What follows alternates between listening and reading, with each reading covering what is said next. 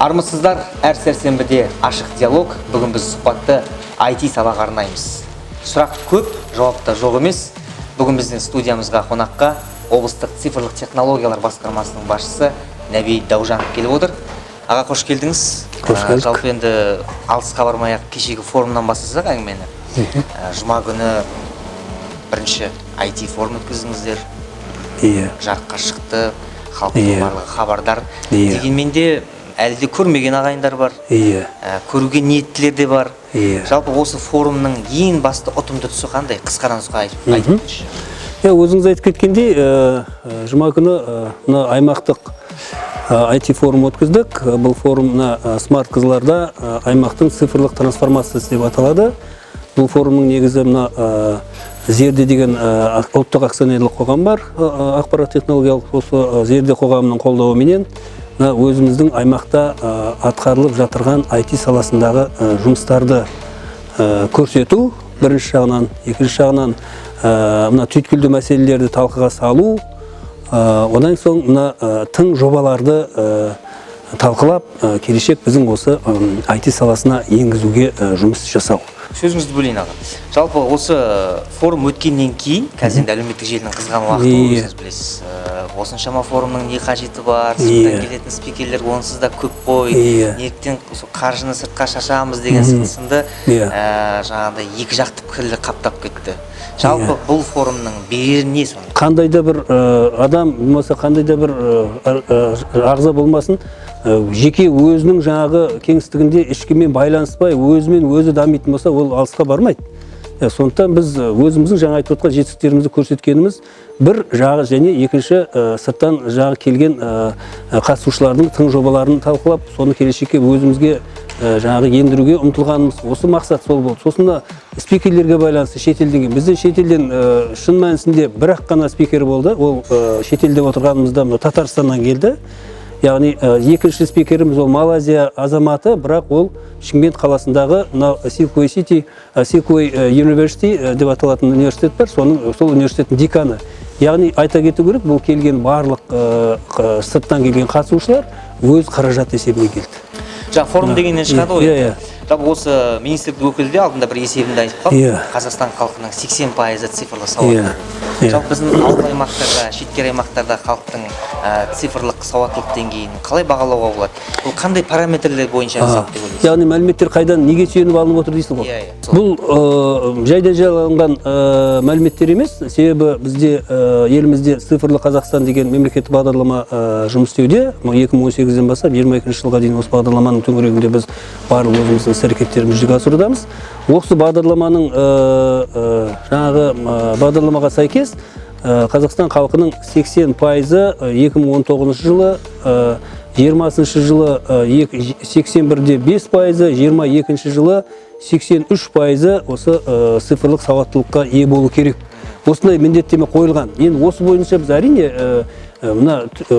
түрлі білім беру мекемелеріне, мектептер бар, колледждер бар, басқа да оқу орындары бар. Солардың базасында біз 300-ге жуық тренер дейміз, оқытушыларды жіберіп, сол түрлі бағытта халықтың жаңағы жастары болсын, басқа болсын, тұрғындар болсын, барлығының сауатын көтеру жұмыстарын жүргіздік. Сауаттылық деген айтадымыз ғой, мысалға.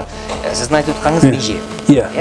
Мемлекет бекіткен меже, біз осы межеге жетуіміз керек. Дегенмен де осы ретте айта кетейінші, қазір қаншама халық қарап отыр. Жалпы IT сауаттылық дегенге не кіреді? Санамалап беріңізші. Яғни ең бірінші өзіңіздің қарапайым алдыңыздағы жаңағы цифрлық құрылғы компьютерден бастайық. Сол компьютерді, ол қазір компьютер енді мен айтайын 99% интернетке қосылған. Яғни сіз интернетіне ғаламторда жұмыс істейсіз. Яғни тек қана ғаламторда емес, сіз сол ғаламторды пайдаланып, компьютеріңізді пайдаланып, цифрлық Қазақстан бар, цифрландыру шаралары бар, мемлекетімізде жүзеге асып жатқан. Сол бойынша соның аясындағы барлық көрсетіп жатқан электрондық қызметтерді бірінші кезекте пайдалана білуіңіз керек. Және сол арқылы электрондық қызметті пайдаланып, сол арқылы өзіңіздің ол жаңағы сұраныстарыңызды жіберіп, сұраныстарыңызды алып, мына тіпті билік басындағы үкімет құрылымымен өзіңіз жаңағы диалог жасай аласыз. Міне цифрлық сауатты деген осы. Жалпаға мен мынау сауаттылық дегенде бекер айтатқан жоқ. Мені дәл бүгін сізбен сұхбат болады деп Фейсбукқа жаздым. Бірнеше сауалдар келіп түсті. Көбінесе Арал ауданының азаматтары да жазып жатыр. Жалпы мынау біз қазір айтатынымыз ғой, енді бүкіл әлем, оның ішінде Қазақстан 5G-ге өткіміз келіп жатыр. Бірақ ауыл аймақтарда 4G-дің өзі бізге арман болып тұр. Жалпы осы әлеуметтік нысандар болсын, жаңа сіз айтқан мектептер болған болсын. Қашан жетеміз біз бұл көрсеткішке? Біріншіден 4G-де жұмыс істеуге қабілеті бар, қолында гаджет болу керек. Себебі кейбір ескі гаджеттер, кейбір емес, көпшілік гаджеттер, мысалы ұялы телефондар 4G-ді қолдамайды. 4G-де жұмыс істей алмайды. Көтере алмайды. Оған есептелінбеген. Бірақ халықтың көпшілігі әлі сол өзінің жағы жұмыс істеп тұрғандықтан, оның ешқандай ақау болмағандықтан пайдаланып жүр. Әрине ол 3G-менен пайдалана береді. Яғни оның жаңағы сапасы төменірек болады. Ол бір. Екіншіден, кейбір жерлерде, мысалы үшін Арал халқы деп жатсыз ғой, ұялы байланыс операторларының мынадай саясаты бар. Әрине бұл енді жаңағы экономикалық тиімділік жағына байланысты, халықтың санына байланысты, олар жаңағы өзінің жабдықтарын орнату жиілігін анықтайды. Оның қаншалықты ол жабдық көп, қаншалықты оның жағы байланыс беретін қабілеті жоғары, халық саны жоғары болатын болса, соны жиірек орнатып, яғни сіз қай жерде болсаңыз да сол байланысты сенімді түрде ең жоғарғы шекте ала аласыз. Ал егер мысалы үшін шет аймақтарда халық саны аз, мысалы үшін көрші ауылдарға мысалы үшін өте аз жаңағы антенналар, құрылғылар қойылуы мүмкін. Ол тіпті кейде жасыратын нәрсе бар, төбенің басына шығып қалса тартпайтын кездер болады. Ал енді оны мысалы байланыс операторлары біледі, оларға айтылған да, бірақ бұл жерде жаңағы айта беретін экономикалық тиімділік деген не бар. Ал мына 5G деп отқанымыз, бұның енді бұл 5G-де 4G-де бұл енді айырмашылығы жылдамдығында бұл. Жылдамдығына секундына қанша жаңағы көлемде ақпарат жібере алады. 5G-дан мысалы үшін тіпті 4G-дан да 2-3 есе, тіпті одан да көп есе жабдық орнатуға тура келеді екен. 5G болу үшін арасы 400-500 метр сайын антенна орнату керек.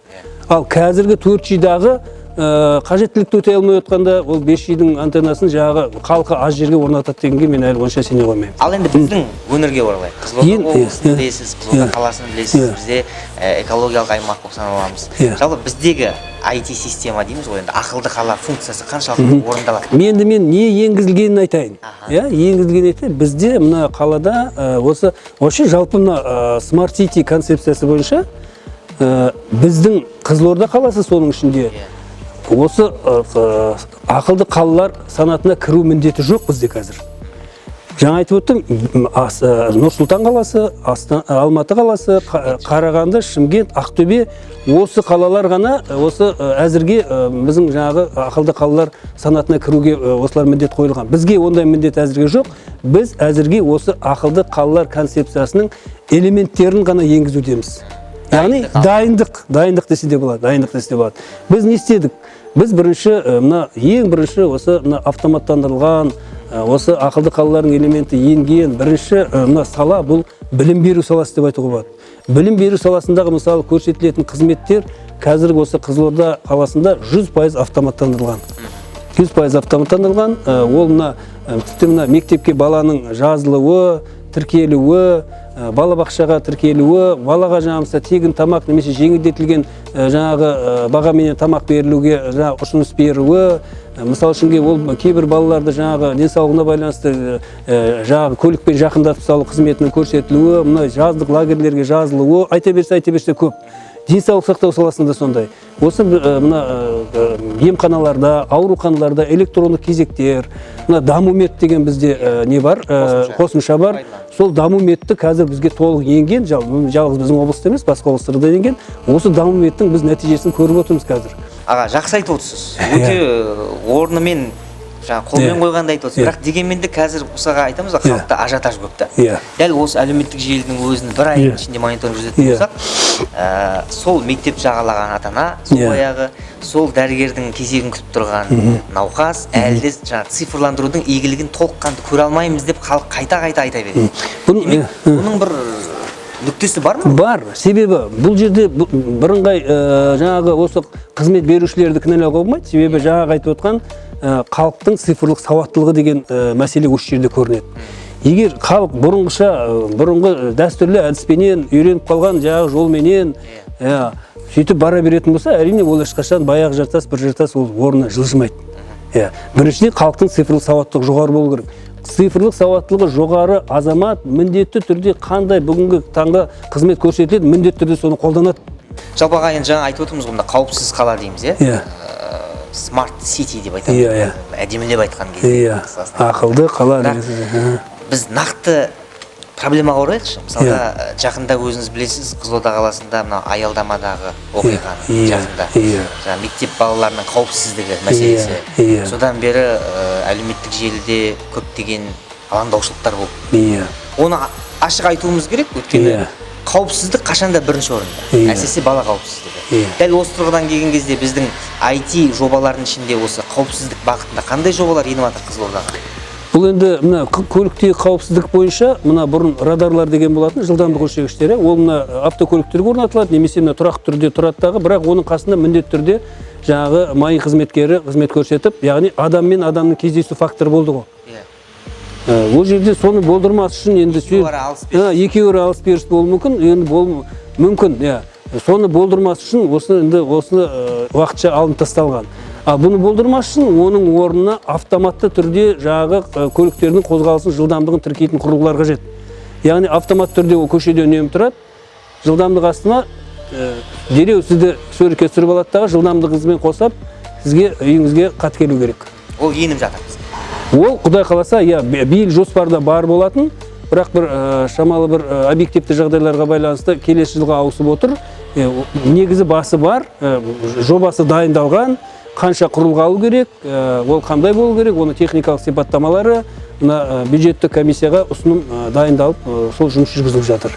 Құдай қаласа ол жүзеге асады. Бәрі хабардар деп ойлаймын. 112 қызметі де кеше күні қосылды. Осы бірден айтып жіберсек, 112 қызметі бар, сосын Қызылордада жаңа мобильді қосымша смарт Қызылорда қосымшасы жүзеге асты. Қандай функция атқарады? Қысқа нұсқа өз аузыңыздан естісе. Жақсы. Мына 112 жобасы, бұл 4 қызметті полиция, өрт сөндіру қызметі, сосын құтқару қызметі және жаңағы жедел жәрдем, медицина. Осы 4 қызметті біріктіреді, яғни 112 номерін теру арқылы сіз бір ғана орталыққа сіздің жаңағы қоңырауыңыз түседі. Сол жерден жедел түрде арнайы бағдарлама бар, сіздің қоңырауыңызды қабылдаған оператор сізбен сөйлесіп отырып, параллель түрде бірден жаңа компьютерге енгізіп, сіздің жаңағы мәселеңіз шешеді. Бірден сол компьютер бағдарлама өзі кімге, қай жерге, қай көлікке жіберу керек, қай ауданға жіберу керек, бірден тез арада жіберіп, сізге жаңағы көмек көрсетілу жүзеге асырылады. Мысалы, бұның не артықшылығы бар? Мысалы үшін бір жерде бір құдай сақтасын жол оқиғасы болып жатыр дейік. Ол жерде мысалы үшін адамда жарақат алған и машина өртеніп жатыр. Ондай болуы мүмкін ғой. Оны біреу мысалы үшін барады, адам жарақат алды деп жаңа бұрын жедел жәрдемге звондайды. Оны асып-сасып жүргенде өзіңіз білесіз, ол оңай емес. Екінші жағынан тағы да біреуге оны өртке звондайды, өрт болып жатыр деп. Мына жерде бір звонокпен, бір жаңағы қоңырауменен сіз жаңағы мәселені бірден шешесіз. IT форумның аясында біз 109 деген қызметті аштық. Бұл коммуналдық сипаттағы қызмет.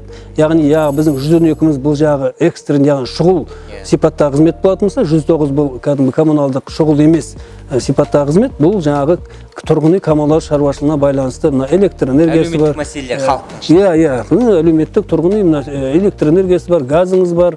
Мысалы, тіптен ашылып қалған люгіңіз бар, жылуыңыз бар, суыңыз бар. Басқа да осындай мәселелерді осы 109 қызметі қабылдайды.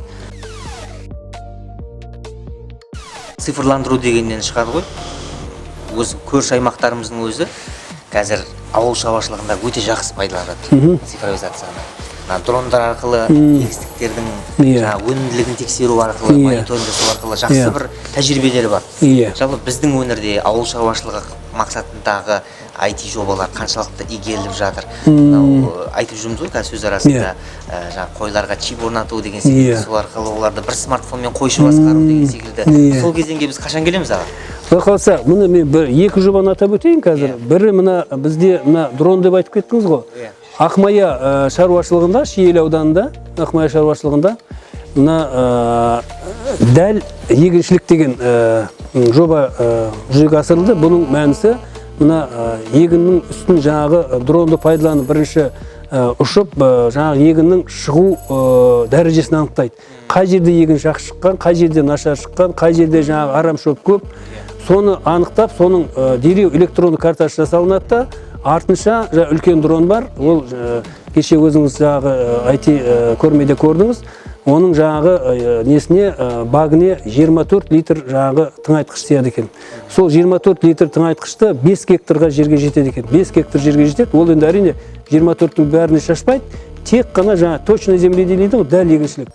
Тек қана сол қажет деген жерге ғана дәл төбесінен апарып жаңағы тыңайтқышты беру арқылы жаңағы өзінің жаңағы егіннің шығу дәрежесін арттырады екен. Содан кейін жаңа өзіңіз айтып кеткен мысалы мына малдарды жаңа чиптеу.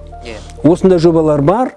Осындай жобаларды мына біз қазір келесі жылға енгізуге біз жұмыс істеп жатырмыз. Келесі жылға атқарылатын жобалардың біз тізімін жасап, әр мекемелермен, соның ішінде мына ұялы телефон операторларын шақырып, жақында ғана осы Кейсел, мына Билайн деген ұялы телефон операторлар мамандарымен сөйлестік. Олар өздерінің осы жобаны жүзеге асыруға дайын екендігін көрсетті. Яғни осы заманда бұл енді жаңалық емес, бұл басқа жерлерде енгізілген, осыны біздің облысқа да енгізу. Яғни жаңағы егесі, малдың егесі өзінің малын қай жерде жүргенін көріп отыра алады. Аға, мына сұхбаттың барысы онлайн болғандықтан, жаңағы телефонды бекер ұстап отқан жоқ, халық тарапынан сауалдар түсіп жатыр. Дәл осы 5 минут бұрын, енді алаңдаушылық білдіретін көбінесе ата-аналар ғой бізде. Баламды IT саласына бағыттап жүрмін дейді. Бірақ та қазіргі таңда Қызылорда облысында жалпы IT саласын оқып жүрген студенттер болашақта нан таба ала ма деп қарашы айтылды. Енді түсінікті сұрақ деп ойлаймын. Мамандар тапшылығы әрқашанда бар. Бірақ неге біз университеттер дайындап жатыр мамандарды, колледждер дайындап жатыр. Соған қарамастан мамандар бар. Әрине бұл жерде енді жасыратыны ештеңе жоқ, ол мамандардың сапасында. Ол мамандар жылына мысалы үшін әр оқу орнынан бір 50 маман шығатын болса, айтайық, соның бір кемі жартысы өз мамандығы бойынша жұмыс істемейді. Арасында ғой. Себебі ол өз мамандығын түрлі себептермен енді мүмкін ол игере алмаған болуы мүмкін түрлі себептермен. Не болмаса ол мамандықты ол қаламай түскен болуы мүмкін, тек грант алсам болды деп. Осыған байланысты мәселелер бар. Тапшылықпен бірге жұмыс көзі бар ғой. Жұмыс көзі де бар. Міне қараңыз, осы жерде бір керемет бір не бар. Жұмыс көзі маған бұрынғыдай жаңағы пікірді қою керек. Мысалы, маған біреу жұмыс береді, мен соның жалданып жұмыс істеймін деп. Ал қазір керісінше сіз бірдеңе білесіз бе? Сіздің өзіңіздің идеяңыз бар ма? Қасыңызға команда жасақтаңыз, өзіңізше жаңа кәсіп ашыңыз. Қазір кәсіпті бір-ақ күнде ашуға болады. Бір-ақ күнде ашуға, Құдайға шүкір, бұрын 30 күнде ашылатын еді.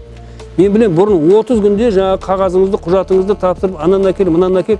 Қазір бір-ақ күнде тіпті 1 сағаттың ішінде ашуға да мүмкіндік бар деп айтуға болады. Кәсібіңізді ашыңыз, өзіңізше жаңағы мекеме, жеке жаңағы кәсіпорын құрыңыз. Барлық консультация берілетін, кеңес, тіпті қаржылай көмектердің өзі қазір көптеп әр жерден көзін тапса беріліп жатыр. Аға, енді осы сұрақтардың көп түйіні біздің екеу ара айтқан сұхбатымыз. Осы IT басқармасы, жаңа айтамыз ғой, цифрлық технология басқармасы не бітіріп отыр деген сұрақтарды көп қояды да. Мен бұл сұрақты қойғым келмейді, бірақ дегенмен де міндетім халықтың сұрағын қою. Дәл осы жұмыстардың барлығының жетпей жатқан тұстары мүмкін әлде ашықтықтың қажеттігі. Мүмкін. Ашықтық әрине қазір бар. Шынында әсіресе осы соңғы жылы ашық әкімдік деген жоба бар. Ашық әкімдік деген жоба. Біз қай жағынан болса да ашықпыз. Біздің әлеуметтік желілерде парақшаларымыз бар. Цифрлық технология басқармасы, ақпараттық технологиялар орталығы. Менде бармын, әрине бармын. Біз ашықпыз. Фейсбуктегі пост дегенге байланысты бір пост оқыдым. Атын ұмытып отырмын, кім екен? Осы IT форум өтіпті. Ол IT форумның не керегі бар? Егер біздің жаңағы қаламызда тұрғын үй кезегін Excel бағдарламасының форматында жүргізсе деп жазып қойыпты. Енді орысша жазған, иә? Оқыдым, иә. Оқыдыңыз ба? Оқыдым, иә. Енді мысалы үшін әрине мен енді ол жазған кісіні барынша айыптауға аулақпын. Мүмкін ол білместіктен жазған шығар. Көргені анық. Көрген кезде жазғы жоқ дейді ғой. Көргені анық. Себебі ол ар жағына көзін терең үңілмей тұр ғой. Мына тұрғын үй кезегіне тұру және тұрғын үйдегі тұрған кезегіңіздің қаншалықты сіз нешінші болып тұрғаныңыздың сіздің жаңа жылжу барысын бақылау. Қазір өзіңіз мына ИГОВ порталы арқылы бұл жерде электрондық цифрлық қолтаңба керек жоқ. Тек қана керегіне өзіңіздің ат жөніңізді енгізесіз, ИНН-іңізді енгізесіз. Бір сол мезетте сіз қай жерде тұрғаныңызды көре аласыз. Ал оны неге жаңа қаланың мен жаңа Қызылорда қаласының әкімдігіне байланысып сұрадым. Сіздердің сайтыңызда осында Excel'де тұр ғой, ол неге тұр? Ол дейді, ол неде тұр? ИГОВта тұр. ИГОВтан алатын сауатты, цифрлық сауаты бар адамдар бәрі біледі. Ал мұны неге істедік? Бұны мүмкін біреуге қажет болар. Оңайландыру үшін, оңтайландыру үшін. Бұл жақтан да өзге біреу көру үшін. Өзге біреу тез ғана жаңағы тіркелмей-ақ, ИНН жазбай-ақ, басқа да жаңағы ат жөнін жазбай-ақ, ИГОВқа кірмей-ақ, мына жерден қазіргі соңғы кезектің жаңағы барысын көре салады. Біз оңтайландыру үшін істеп қойғанбыз. Ал оны басқаша түсініп, жаңағыдай түсінбестікшіліктен солай жазып қойған. Соңғы сұрақ, және де еркін сұрақ. Дәл қазіргі таңда біз цифрлы өркениет құру үстіндеміз. Мобильді қоғам деп жатырмыз. Бәрі де жеңіл болу керек, бәрі де уақыт шығындамау керек, бәрі де электронды болу керек. Тіпті енді ауыл шаруашылығының өзінде, маркетинг саласында, медицина, білім саласында. Қалай ойлайсыз, келешекте бұл цифрландырудың нақ барысы адамды жалқау етпей ме? Адами фактор тұрғысынан қарағанда.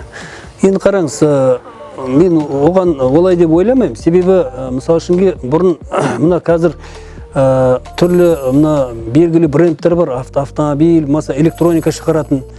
Бұрын әдетте әрине ол жаңағы ол жерде автоматика, электроника деген элементтері өте аз болды. Алғашында тіпті мүмкін болмағанда шығар, қолмен құрастырылды. Кейін сол өндіріс етек алған кезде бүкіл роботтар, толығымен робот жұмыс істейтін, мысалы үшін мына әйгілі брендтер өзінің жаңағы көліктерін сол толығымен шығарады, роботтар жасайды. Құрастыруын, жинауын тек адамның қатысы өте аз. Сол кезде айтты, мысалы үшін енді адамға жұмыс жоқ, бәрін робот істейді деп. Бірақ та олай болмай шықты ғой. Адамның жұмыс істейтін, адамның қолы керек жер ол көп. Ешкім яғни жұмыссыз қалмайды. Адам қолданусыз, адам өзіне жұмыс іздейтін адам болса, жұмыссыз қалмайды.